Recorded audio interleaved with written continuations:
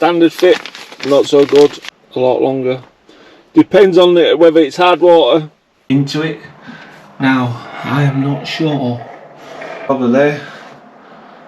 So we'll just have to rob Peter to pay for Paul. Tank in it. So if you turn it to the hot water should still be there. Start disconnecting that fitting. Spanner on that. Unscrew that. That'll pull off. Just to make sure we'll move it in, which it is. Inside there. Sometimes these, after they've been on so long, down the bottom,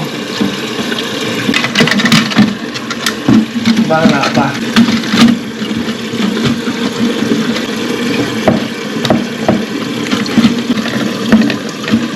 It's like finding an email. What is it? Something in there. On the photo. Took the photo so they did. That needs to go down. Whole system. No leak. Filling valves. Put the rubber on this side because we've got one there. But when I've got the rubber and it comes through, leaking now, shouldn't start leaking.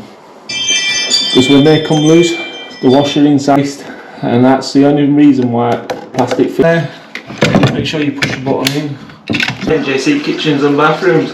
And if there's anything else what you'd like to see, I'm quiet because there's a baby next door to me asleep.